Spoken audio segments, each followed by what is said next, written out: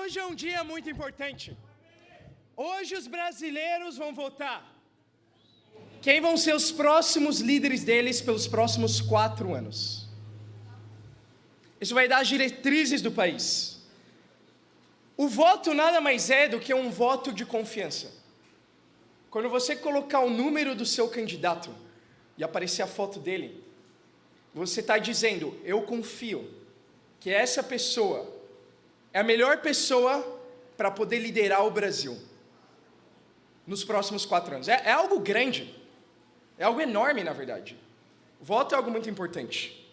Eu estava no Instagram, vendo alguns reels, e eu vi em quem alguns famosos iam votar.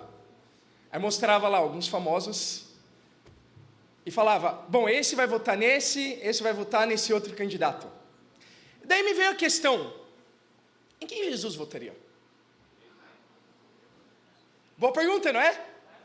E essa é a pergunta que a gente vai responder através da Bíblia hoje. O título da nossa aula é, em quem Jesus votaria? E é uma pergunta. Vamos orar a Deus para preparar os nossos corações para estudar a palavra dele essa manhã. Pai amado, muito obrigado, meu Deus, por mais esse dia, mais essa manhã em que podemos adorar o Senhor de todo o nosso coração. Pai, te oramos pelo futuro do país. A Bíblia chama a gente a orar pelos nossos governantes. Queremos orar pelos nossos governantes atuais, mas também pelos futuros governantes. Pai, seja quem o Senhor decidir, que vai ser o novo presidente, os novos governadores, os novos deputados, eu quero te orar, por favor, guia o país, para que o mundo possa ser evangelizado mais rapidamente, que o Brasil possa ser evangelizado. Pai, dá sabedoria, dá discernimento, ajuda que os próximos governantes, Pai, possam ser pessoas íntegras, que de alguma forma, em algum nível, temem o Senhor, ainda que sabemos que é impossível temer o Senhor sem ser discípulo. Pai, por favor, te oramos pelo dia de hoje, em nome de Jesus, seu Filho, amém. Em quem Jesus votaria? Vamos ver de Jesus, em quem que ele votaria. Vamos lá em Mateus 22. Mateus 22.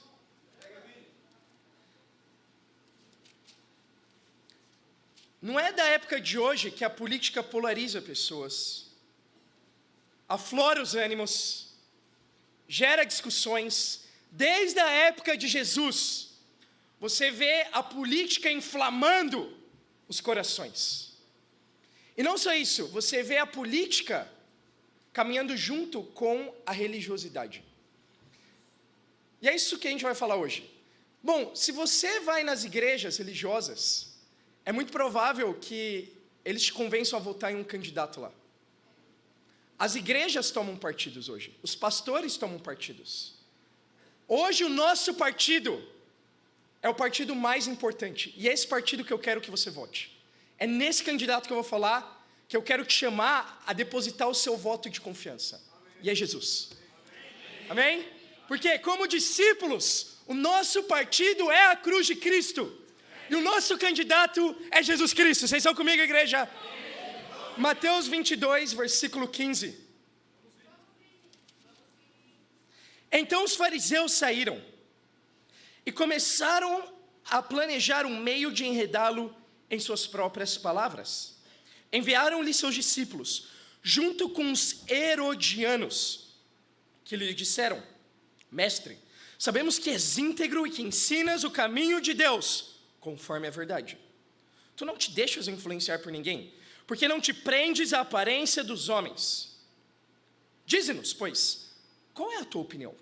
É certo pagar imposto a César ou não? Bom, Jesus era uma figura polêmica. Jesus polarizava as pessoas. E sabendo disso, muitas pessoas que odiavam Jesus chegaram até ele para pôr ele à prova, para tentar pegar ele nas próprias palavras dele. A gente vê alguns herodianos. Quem são os herodianos? Era uma facção dos judeus, e Herodes era o líder, como fala o nome. Os herodianos, eles tinham uma relação íntima com o Império Romano. Então, naquele tempo, Israel era dominado pelos romanos. E o lema dos herodianos é, se você não pode vencê-los, junte-se a eles. Eles queriam aceitar o domínio dos romanos, como Herodes aceitou. Nós temos os fariseus também, como a gente vê nessa passagem. Os fariseus eram a maior facção dos judeus naquele tempo. Eles eram extremamente legalistas em relação à obediência à lei de Moisés. Mas diferente dos herodianos, eles queriam se libertar do domínio de Roma. Eles eram contra. Temos também os zelotes, eles eram os revolucionários. Eles não só queriam se libertar, eles queriam se libertar com base na força, na guerra, nas lutas armadas. Nós temos também os saduceus, que dentre outras coisas, a gente vai ver, eles não acreditavam em eventos sobrenaturais, como a ressurreição. Todos esses partidos, além de serem partidos políticos, eram também partidos religiosos. A política e a religião, desde o tempo de Jesus, estava intimamente ligada. Então, eles sabiam que Jesus, eles mesmos reconheciam que Jesus era um homem de fortes opiniões. Eles reconhecem, Jesus, a gente sabe que você tem opiniões, e que você não quer agradar as pessoas, que você é íntegro e fala a verdade, fala o que pensa. Eles reconhecem isso. E aí eles querem pôr Jesus à prova. É certo dar imposto a César ou não? Boa pergunta. Versículo 18. Mas Jesus, percebendo a má intenção deles, perguntou: hipócritas, por que vocês estão me pondo à prova? Mostrem-me a moeda usada para pagar o imposto. Eles lhe mostraram um denário. E ele lhes perguntou: de quem é essa imagem e essa inscrição? De César, responderam eles. E ele lhes disse: então deem a César o que é de César, e a Deus o que é de Deus. Ao ouvirem isso, eles ficaram admirados, e deixando-os, retiraram-se. Jesus era reconhecidamente um líder de opinião. O que é ser um líder de opinião? A gente está cercado de líderes de opinião ao nosso redor. Nas redes sociais, nos nossos círculos sociais, no nosso trabalho, na nossa família. Ser um líder de opinião é ser alguém capaz de influenciar outros a terem a mesma opinião que você. E eles sabiam, Jesus é um cara muito influente. Se a gente consegue descobrir qual a opinião dele, qual o partido dele, ele vai conseguir trazer muita gente para nós também. Talvez era isso. Ou talvez eles só queriam prejudicar Jesus mesmo. Mas qual é o ponto? Jesus não era simplesmente um líder de opinião. Porque o que acontece com muitos líderes de opinião, e ainda muitos de nós hoje em dia? Nós usamos nossa opinião, é a liberdade que Deus nos dá, muitas vezes, para separar um grupo de pessoas que pensam diferente de nós, da gente. Não é verdade? Não é isso que acontece na política? Você coloca um post nas redes sociais, defendendo um partido. E qual o problema disso, se você é um discípulo? Não tem problema ter uma opinião. Não tem problema ter um partido, não tem problema ter um candidato. Mas a partir do momento que você defende com unhas e dentes esse candidato, que você milita politicamente, você divide um grupo inteiro de pessoas que não concordam com você. E aí como você vai pregar a mensagem de Cristo? Então, essa era a cilada que Jesus não quis se meter. Ele falou: de quem é a inscrição no denário? De César, ok. Dá a César o que é de César, dá a Deus o que é de Deus. Jesus tinha opiniões. Jesus era um líder de opiniões, mas ele não se deixava liderar pelas opiniões dele. Ele liderava as opiniões que ele tinha. Em quem Jesus votaria? Em um líder de opinião como ele. Primeiro ponto: lidere suas opiniões. Na minha época, quando eu era adolescente, tinha um grupo muito influente no meu meio. Eles eram líderes de opinião, não como Jesus. E eu quero mostrar com isso quão fácil é ser um líder de opinião. Esse grupo chamava Restart. Eles eram conhecidos como os caras da calça colorida. E aí todo mundo começou a usar a calça roxa, calça laranja, Eu odiava eles. Mas eu tinha uma calça vermelha. Corações sendo revelados agora. Eu sei que na época do Márcio, não tinha restart, mas tinha um menudo. E olha, eu sei que o Renato não está aqui, eu não quero falar de pessoas que não estão aqui, mas ele vai estar aqui semana que vem, para o culto de despedida dele da Maria José. Mas eu fiquei sabendo, fontes confiáveis, que o Renato dançava menudo. Imagina isso. Então talvez a gente pode pedir para ele dançar aqui para a gente, semana que vem. Mas hoje em dia é o quê? K-pop. Tem uns coreanos aí, não é?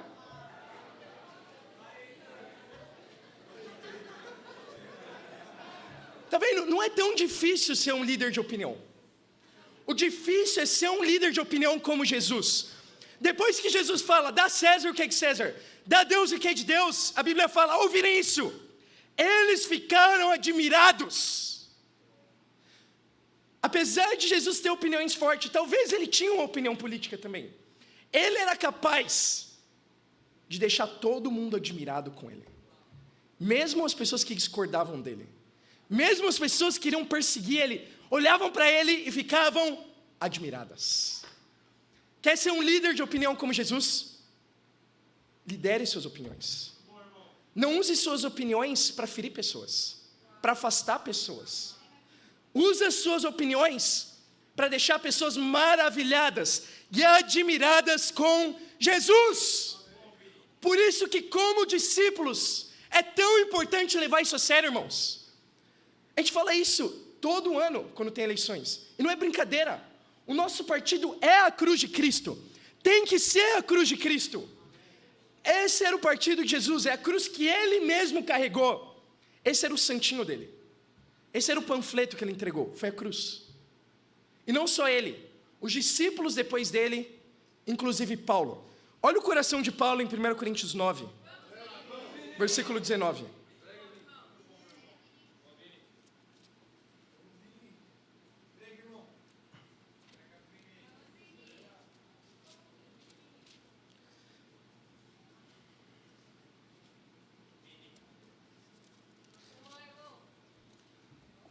Aí você fala, não, mas odiavam Jesus, ele era polêmico. Eu quero ser como Jesus, eu quero ser polêmico. Eu coloquei hoje na manhã no grupo da família o candidato que eu vou votar. Aí aparece lá, fulano seu do grupo. Ciclano seu do grupo. Então, eu estou sendo polêmico. Não, você não está sendo. Você está agindo sem amor só. É isso. Isso não é ser polêmico. As pessoas odiavam Jesus não pelas opiniões dele, não porque ele gostava de calça colorida ou não, não pelo partido dele ser esse ou aquele. As pessoas odiavam Jesus pela mensagem dele, porque ele pregava contra o pecado. Então, se é para ser odiado, vamos ser odiados pela mesma mensagem de Jesus, e não por uma opinião que não interfere em nada na salvação de ninguém. Esse era o coração de Paulo. 1 Coríntios 9, versículo 19 fala: porque embora seja livre de todos, fiz-me escravo de todos, para ganhar o maior número possível de pessoas. Tornei-me judeu para os judeus, a fim de ganhar judeus. Para os que estão debaixo da lei, tornei-me como se estivesse sujeito à lei, embora eu mesmo não esteja debaixo da lei, a fim de ganhar os que estão debaixo da lei. Para os que estão sem lei, tornei-me como sem lei, embora eu não esteja livre da lei de Deus, e sim sobre a lei de Cristo, a fim de ganhar os que não têm a lei. Para os fracos, tornei-me fraco para ganhar os fracos. Tornei-me tudo para com todos, para que de alguma forma possa salvar alguns. Faço isso tudo por causa do Evangelho, para ser co-participante dele. Paulo fala, eu me fiz de tudo para com todos, para ganhar alguns. Para o judeu eu me fiz judeu. Para o gentil eu me fiz gentil. Para de alguma forma Deus possa salvar alguns. Nem todos vão ser salvos, mas que seja por não concordar com a mensagem de Jesus, e não com as nossas opiniões políticas. Que seja por pregar a mensagem de salvação, irmãos, fazendo todo o esforço para amar e ganhar pessoas, e não para dividir um círculo de você. Se é para virar votos, vamos virar votos para Jesus. Isso é tão importante, era o coração de Paulo, ele queria salvar o maior número possível. E por isso ele fala, embora eu seja livre, eu posso ter a opinião que eu quiser, eu posso ter o partido que eu quiser, eu me fiz escravo de todos.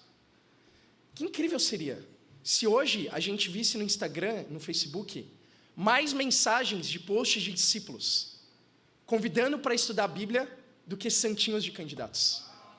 Que incrível seria andar pelas ruas e ver nos pontos de ônibus convites jogados no chão para estudar a Bíblia. E não a gente que jogou, amém? Vamos respeitar o meio ambiente. Mas talvez alguém que recusou a mensagem, mas que foi evangelizada, entende? Que incrível seria, e essa ideia me veio na mente um dia, a gente ter um discípulo em cada colégio eleitoral, fazendo boca de urna. Não para candidatos, porque isso é crime, amém? Não faz isso. Mas fazendo boca de urna, falando de Jesus, pregando o evangelho. Que incrível seria, irmãos! Para isso precisamos liderar nossas opiniões. Para isso precisamos ter a mensagem correta nos nossos corações. E se tem um exemplo para mim nessa sala, esse exemplo é a Carol Placo. A Carol, o partido dela, sem dúvida, é a cruz de Cristo. A Carol é uma trabalhadora árdua. Eu lembro quando a Carol foi batizada, no ano de 2016, ela veio para o bate-papo que eu liderava, e desde lá, o que eu vi foi uma trabalhadora. Uma mulher que queria trabalhar para Deus, queria trabalhar para salvar almas. E justamente por isso, que com menos de 1 ano como discípula, a Carol foi para a missão no Rio de Janeiro. Quantos discípulos, olha isso, olha que inspirador, tem essa fé e esse coração, de com menos de 1 ano na fé, ir para uma missão. Esse é o coração da Carol. E ao longo de todos esses anos que ela teve na missão, tudo que eu ouvi da Carol é isso, como ela trabalha duro para Deus, como ela trabalha para salvar mulheres, como ela trabalha para entrar no coração de mulheres. E por isso que Deus tem levantado a igreja do Rio, irmãos. Porque nós temos uma militante do reino de Deus, amém?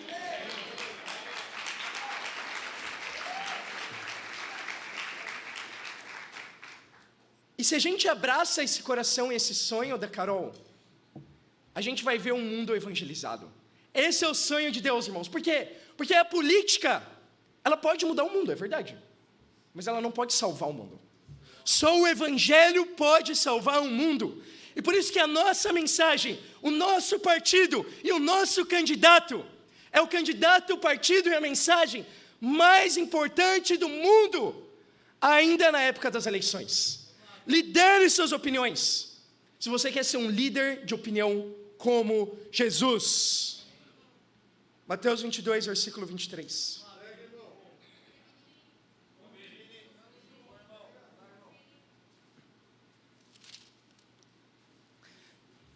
Mateus 22, 23. A Bíblia fala: naquele mesmo dia, os saduceus que dizem que não há ressurreição aproximaram-se dele com a seguinte questão: mestre, Moisés disse que se um homem morrer sem deixar filhos, seu irmão deverá casar-se com a viúva e dar-lhe descendência. Entre nós havia 7 irmãos. O primeiro casou-se e morreu. Como não teve filhos, deixou a mulher para seu irmão. A mesma coisa aconteceu com o segundo, com o terceiro, até o 7º. Finalmente, depois de todos, morreu a mulher. Pois bem, na ressurreição de qual dos 7 ela será esposa? Visto que todos foram casados com ela. Respondeu Jesus: vocês estão enganados, porque não conhecem as Escrituras, nem o poder de Deus.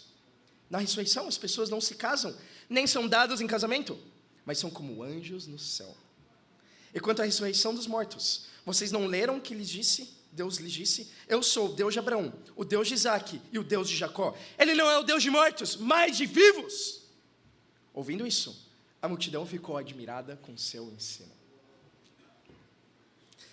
Aqui vem um outro partido político religioso questionar Jesus. Agora eram os saduceus. E como o próprio texto diz, eles não acreditavam na ressurreição. E eles vêm com uma pergunta difícil até Jesus. Olha, tem 7 irmãos. O primeiro casou, depois morreu. Aí o segundo casou com a esposa do primeiro que morreu. Mas depois ele morreu. Depois vem o outro e morreu. Depois Depois de 7, todos morreram, menos a mulher morreu. Talvez foi ela que matou os 7, amém? É a única explicação que eu achei para entender isso.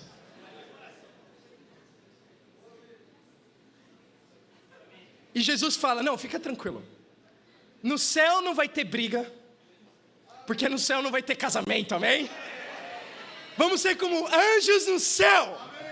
Amém, casados? Vi os casados animados agora, saber que não vai ter brigas. Então, sério, briga é algo que você pode aproveitar, porque não vai durar para sempre, amém? É bom brigar espiritualmente, amém? É bom brigar com a Bíblia aberta. É bom brigar com o coração humilde, amém? É bom brigar, porque isso nos ajuda a crescer espiritualmente. Então, eu e Bia brigamos. Se é isso que vocês querem saber, a gente briga todo dia, praticamente. E a gente briga por quê? Porque eu tenho pecado. É isso, meu coração é mau, meu coração é ruim. Meu coração muitas vezes é egoísta, e é por isso que a gente briga. Porque muitas vezes eu penso em mim, eu não penso nela. Agora, talvez 1% das vezes, pode ser, talvez que a Bia... Não vamos falar disso. Vamos falar de mim. Mas Jesus faz a gente pensar dos céus de uma forma diferente. Uma forma em que nós vamos ser anjos no céu. Imagina isso. Eu fiquei pensando na nossa irmã Luzinete. Que impactante ver a filha dela aqui na frente se tornando uma discípula, sendo batizada segunda-feira. Para quem não sabe, a Luzinete se restaurou ano passado, quando ela já estava em fase terminal de câncer. Isso suavizou tanto o coração dela, que fez ela ter urgência em voltar para Deus. Porque ela sabia o caminho. O Edivando também voltou para Deus. No meio do ano, desse ano aqui, ela foi para a glória, mas a gente sabe que agora ela é um anjo no céu com Deus. Não é incrível? É o nosso alvo, irmãos. É um dia estar nos céus. É o que todos nós queremos. Que Deus nos dê esse voto de confiança, de estar nos céus com Ele. Só que a Bíblia fala que nos céus não vai entrar engano. Nenhum tipo de engano. Apocalipse 21 fala. E Jesus olha para os saduceus, ao ouvir isso, ele fala, vocês estão enganados. Porque vocês não conhecem a palavra de Deus e nem o poder de Deus. Não conhecer a Bíblia te faz ficar enganado. E qual o problema? Assim como os saduceus, o mundo religioso acredita que eles conhecem a Bíblia já. Acredita que eles conhecem Deus já. Mas existe uma diferença entre saber da Bíblia e conhecer a Bíblia. Existe uma diferença entre saber de Deus e conhecer a Deus. Sim, muitos religiosos sabem muito das Escrituras. Às vezes mais do que a gente quando a gente estuda a Bíblia. Mas não significa que eles conhecem a Bíblia.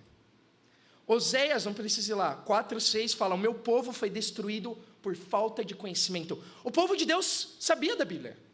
Eles tinham a lei, eles tinham mestres da lei, eles tinham os sacerdotes, eles tinham todo um sistema para propagar as Escrituras. E nos dias de hoje a Bíblia é mais acessível que nunca, mas o engano cresceu mais do que nunca também. Se nós queremos estar nos céus um dia, precisamos conhecer a Bíblia e conhecer o poder de Deus. Nosso segundo ponto, lidere suas convicções. O mundo religioso é liderado pela convicção dos outros. A convicção das pessoas que vão na igreja não é a convicção delas, é a convicção do líder, do pastor. Elas nem param para pensar no que está sendo dito.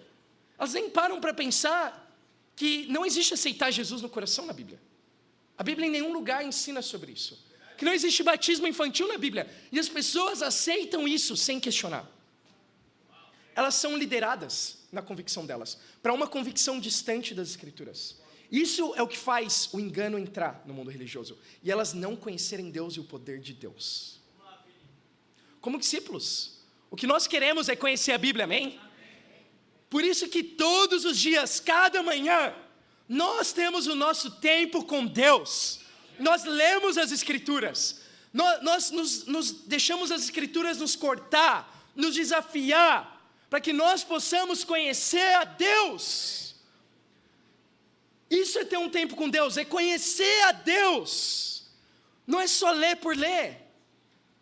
E quando você aprende o insight, quando você relembra o insight da Bíblia, quando você vê algo que talvez você não está praticando e não está sendo zeloso, isso é incrível, porque você está conhecendo a Deus.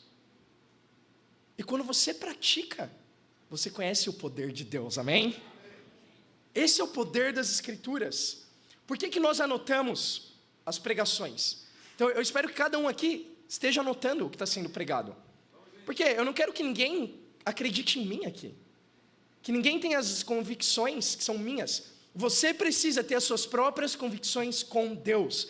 E é claro que queremos ter as convicções da Bíblia, amém? Não é que cada um aqui vai pensar o que quer a respeito do que quer. Não, vamos estar unidos. Porém, nas convicções corretas, cada um tendo suas próprias convicções da palavra de Deus. Assim como a política é capaz de mudar o mundo, mas não é capaz de salvar o mundo, existem muitos livros capazes de mudar você. Mas nenhum livro como a Bíblia, que é o único livro capaz de salvar você. E para mim, um dos maiores exemplos de inspirações nessa área é o meu irmão Caio Lopes. Caio é um dos meus melhores amigos. Caio estudou a Bíblia comigo. E quando eu estava no engano religioso, acreditando que o meu batismo infantil valeu, o Caio abriu as Escrituras e ele me amou. Ele me amou e ele falou, não, isso não existe na Bíblia. Você precisa ter fé, se arrepender e ser batizado para o perdão dos pecados. E é isso que salva você. É acreditar nas convicções da Bíblia.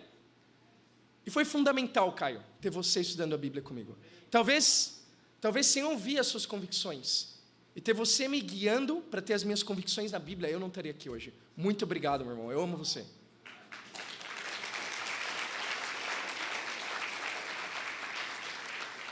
E depois disso, eu grudei no Caio. Eu grudei, sério. O Caio me ensinou muitas coisas, não só da Bíblia. Ele me ensinou a dançar forró. Eu queria impressionar a Bia, quer dizer, não sei, acho que a gente tinha terminado. Vou pular essa parte. Mas eu falei, Caio, eu vi que você dança bem forró. Acho que num devocional ele dançou. Eu falei, me ensina. Aí estavam os dois dançando no quarto, porque a gente dividia quarto na Primeira República. Entende? Imagina essa cena. Caio me ensinou a cozinhar batata doce no micro-ondas. E um dia ele colocou fogo no micro-ondas. Mas o Caio me ensinou a amar a Bíblia. Isso é o que eu sou mais grato por você, Caio. Como o Caio era conhecido antigamente em São Paulo, e ainda hoje eu acredito que no Rio ele é conhecido assim. Ele é uma Bíblia com pernas. Se você esquecer sua Bíblia um dia, liga para o Caio. Amém? Pergunta para ele onde está a Escritura, ele sabe. Ele é melhor que a busca que tem na Bíblia. Ele consegue relacionar qualquer coisa da vida dele com uma Escritura. Por quê? Porque ele ama a Bíblia, ele pensa na Bíblia, ele medita a Bíblia. Ele quer conhecer a Deus através das Escrituras. E esse é o coração, irmãos, de Jesus. E é o coração que nós queremos ter para liderar as nossas convicções. E não ter as convicções de mais ninguém, a não ser as de Jesus. Estão comigo? Terceiro e último ponto, versículo 34. Ao ouvirem dizer que Jesus havia deixado os saduceus sem resposta, os fariseus se reuniram. Um deles, perito na lei, o pôs à prova com essa pergunta: mestre, qual é o maior mandamento da lei? Respondeu Jesus: ame o Senhor, o seu Deus, de todo o seu coração, de toda a sua alma e de todo o seu entendimento. Esse é o primeiro e maior mandamento. E o segundo é semelhante a ele: ame o seu próximo como a si mesmo. Destes dois mandamentos dependem toda a lei e os profetas. Se tem outra coisa que o mundo religioso não entende, é o que significa amar a Deus. Amar a Deus não é falar aleluia, Glória a Deus. Amar a Deus não é falar que você ama a Deus. Amar a Deus não é falar que Deus é a coisa mais importante da sua vida. Não é isso. Amar a Deus, segundo 1 João 5, é obedecer os mandamentos de Deus. Amar a Deus, segundo Jesus, é amar a Deus de toda a sua força, de todo o seu coração, de todo o seu entendimento e a sua alma. É assim que você tem amado a Deus hoje? Essa definição de Jesus define o seu amor por Deus hoje. Nosso terceiro ponto: lidere seu amor a Deus. No mundo religioso, amar a Deus é sentir algo por Deus. É ir no culto sentir um arrepio. É sentir no coração que Deus está te chamando a fazer algo. E muitas vezes o que acontece? Sim, nos cultos as pessoas se emocionam, elas ficam profundamente tocadas, elas saem no dia seguinte, às vezes no mesmo dia, e vivem os mesmos pecados, gente. Isso não é amar a Deus. Claro que todos os discípulos temos lutas, temos falhas, temos pecado. Mas se nós amamos a Deus, cada dia é uma luta. Queremos liderar o nosso amor a Deus, e não ser guiados por sentimentos. Não são os sentimentos que nos controlam, nós controlamos nossos sentimentos. É claro que amar a Deus e obedecer a Deus vai te fazer sentir Deus. Vai te fazer se conectar com Deus de uma forma emocional e sentimental também. Isso é bom. Mas o nosso amor a Deus não depende disso. Não depende do que a gente sente ou não sente. Nós amamos a Deus porque nós obedecemos a Ele. Nós somos discípulos dEle. E eu fico imaginando, olha isso. Só entre os 12 apóstolos, lembra dos partidos políticos e religiosos daquela época? Tinha um apóstolo chamado Simão.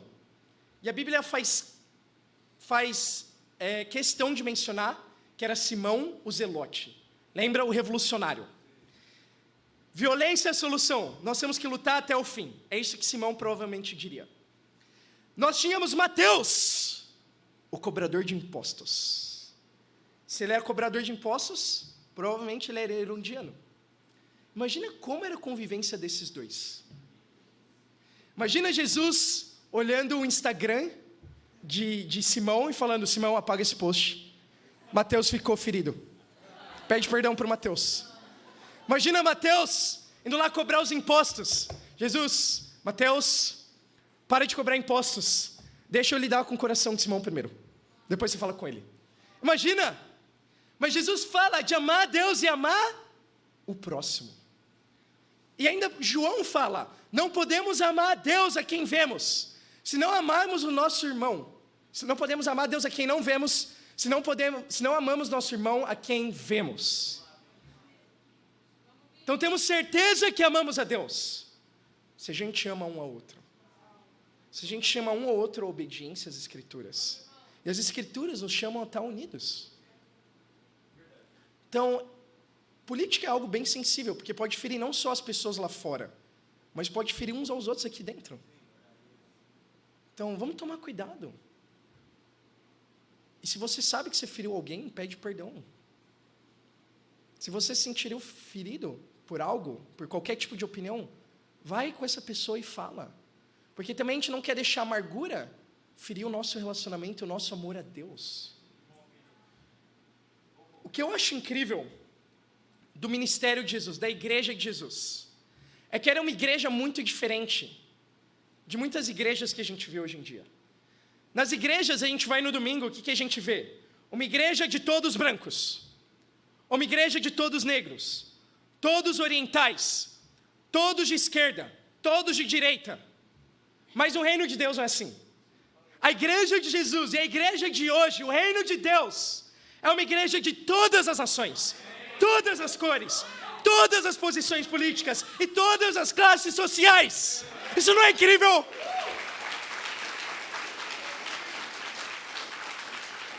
O fato de sermos tão diferentes, alguns de nós sermos vegetarianos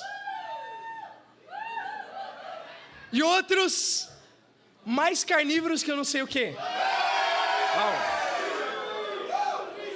Não é um motivo de nos separar, é um motivo de celebrar O fato de alguns aqui serem de esquerda e outros serem de direitas não é um motivo para nos separar, é um motivo de celebrar.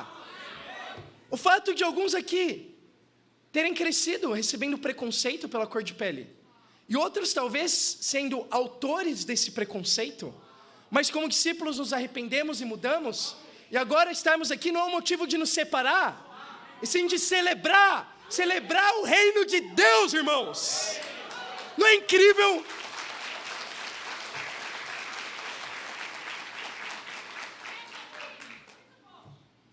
Isso é amar a Deus, é estar em comunhão como irmãos, é saber que o reino de Deus é um lugar único. Não existe nenhum partido político como o reino. Não existe nada, não existe nenhum time de futebol como o reino. Não existe nenhum grupo no mundo como o reino. Que apesar de ser tão diferentes, a gente pode estar plenamente unido por amar a Deus. Não é incrível? Bom, amar a Deus. Fiquei pensando mais sobre isso.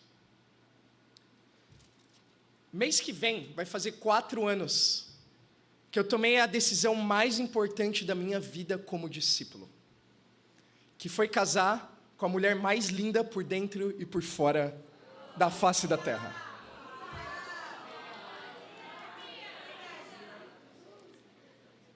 Sabe o que é incrível de casar no reino quando os dois são discípulos? Eu quero dar esse sonho para os solteiros aqui. É que, apesar do dia do nosso casamento ter sido incrível, foi o ponto mais baixo do nosso casamento. No mundo é o contrário, né? O dia do casamento, quando tem a festa, a comida, a lua de mel, você ganha os presentes, fica feliz, é o ponto mais alto do casamento de alguém no mundo. E depois daí só decresce. Porque não tem amor a Deus. Como eu posso amar alguém se eu não amo a Deus primeiro? Agora, no reino não. Como a gente ama a Deus, apesar de brigar ainda todo dia. A gente resolve todo dia. A gente pede perdão todo dia. A gente se humilha todo dia. A gente ora todo dia. E por isso o nosso amor um pelo outro só cresce. Por isso eu posso dizer sem sombra de dúvidas que hoje, 4 anos depois quase, eu amo mais a Bia do que no dia do meu casamento. Eu amo mais a Bia do que nunca antes.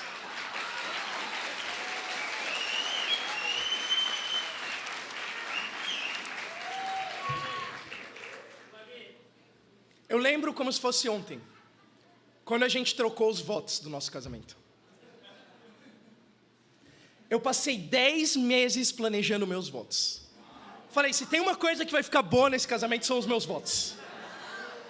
Foi a primeira coisa que eu comecei a fazer. E até hoje, o meu único arrependimento do meu casamento foi deixar a Bia começar com os votos dela. Ela fez no mesmo dia, os dela. Mas foi tão incrível o que ela falou. Eu fiquei sem palavras. Eu pensei, os votos dela são tipo 100 vezes melhor que os meus. E ela fez hoje. Eu falei, quer saber? Eu vou falar só o que eu penso agora. Eu vou esquecer meus votos. Eu nunca li meus votos para ela, de verdade. Os meus votos foi o que eu pensei na hora, eu não li o papel, eu improvisei. Foi horrível, falaram que eu só falava, nossa. Nossa, nossa.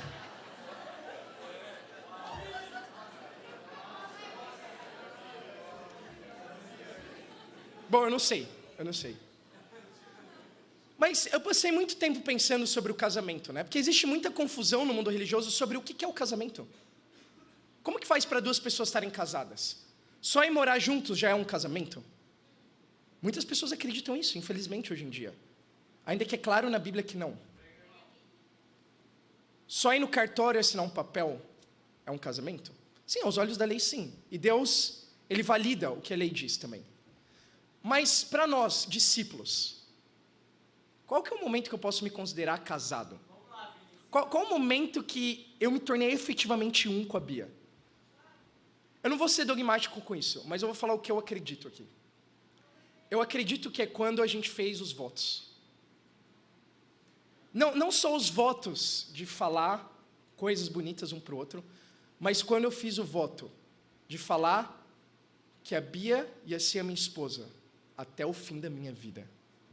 diante de Deus, diante das testemunhas, eu falei isso. Você vai ser a minha esposa. E ela falou, você vai ser o meu marido. Eu vou te liderar, eu vou te amar, eu vou cuidar de você até o fim da minha vida. E ela falou, eu vou te apoiar até o fim da minha vida. Eu vou te entregar sem manchas, sem rugas, um dia para Deus. Esse foi meu voto.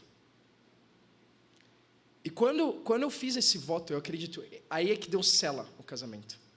Por quê? Porque apesar do voto não ser algo muito importante hoje em dia, para Deus o voto é tudo. O que é o voto? É dar a sua palavra. Eu vou ser fiel a você até o fim da vida. Hoje em dia a palavra não tem valor nenhum, né? As pessoas falam que vão fazer uma coisa e não fazem, as pessoas falam e desmarcam, elas falam e não cumprem. Então hoje o voto é algo muito banalizado. Mesmo nas eleições, as pessoas pegam qualquer candidato que nem conhecem, porque alguém falou e vai lá e vota. Hoje em dia, a palavra das pessoas não vale nada. Mas, diante de Deus, nós somos o nosso voto. Nós somos a nossa palavra. Porque é isso que Deus é. Tudo que nós sabemos e conhecemos de Deus é o que está na palavra de Deus. Todas as características de Deus, todos os mandamentos de Deus, todas as promessas de Deus estão na palavra dEle. Imagina um dia morrer e Deus falar, sabe aquela promessa? Então desculpa. Deus não vai fazer isso, porque Deus cumpre a palavra dEle. A Bíblia fala, é impossível que Deus minta, porque Deus é a palavra dEle, a palavra de Deus é Deus, é o Espírito de Deus quem escreveu a palavra. Então nós podemos ter certeza que Deus cumpre os votos dEle, quando nós cumprimos o nosso. E é incrível, porque o relacionamento com Deus e a vida cristã é um casamento com Deus. É um casamento. E da mesma forma que nós temos um voto no casamento, quando nós fomos batizados, assim como a Karina foi batizada, assim como a Milka foi batizada, assim como o Gabriel vai ser batizado, assim como o Alexandre foi batizado anos e anos atrás, e hoje ele foi restaurado. Quando nós fomos batizados, nós fizemos um voto. Jesus é o meu Senhor. Deus espera que você cumpra esse voto. Você está casado com Deus para a vida inteira. Não é incrível? E claro, nós sabemos que esse casamento se concretiza no batismo. Mas o momento de confessar que Jesus é Senhor é no momento do batismo, amém? Então as duas coisas estão intimamente interligadas. Pensando nas palavras de Jesus, a gente pode entender isso. A vida cristã é um voto. A vida cristã é dar a sua palavra, que você vai defender essa bandeira, esse partido e esse candidato, até o fim da sua vida. E é incrível. Nós estamos casados com Deus até o final. E sabe o que é amar a Deus, para a gente terminar? É o que Jesus fala no começo do capítulo, quando a gente leu. É dar a Deus o que é de Deus. Isso é amar a Deus. Lembra a moeda que Jesus mostrou, o denário? O denário era a moeda que valia um dia de trabalho. Quando ele mostrou a moeda, nela tinha a imagem de César. Ele falou, quem está na imagem? César. Então dá a César o que é de César. E dá a Deus o que é de Deus. Onde está a imagem de Deus? A Bíblia fala que nós fomos feitos à imagem e semelhança de Deus. Você quer amar a Deus? Você que está estudando a Bíblia, faz um voto com Deus. Casa com Deus. Estuda a Bíblia. Se arrepende dos seus pecados. Faz Jesus Senhor da sua vida. E seja batizado. Porque aí você vai estar casado, tem um relacionamento com Deus de verdade. E é a vida mais incrível que a gente pode ter, irmãos. É estar casado com Deus. É um voto. Tudo se trata de um voto. E em conclusão, quando nós damos um voto de confiança para Deus, para estar com Ele até o fim, Deus dá um voto de confiança para a gente, para herdar a eternidade. Não é incrível? Quando nós damos a Deus o que é de Deus, Deus nos dá a eternidade. Quando nós decidimos votar em Deus, por nosso voto em Deus, nossa confiança em Deus, Ele vai cuidar de mim, Deus vota na gente. Então, sabem quem Jesus votaria? Em quem dá a Deus o que é de Deus. Quem vota em Deus. Quem põe a confiança em Deus.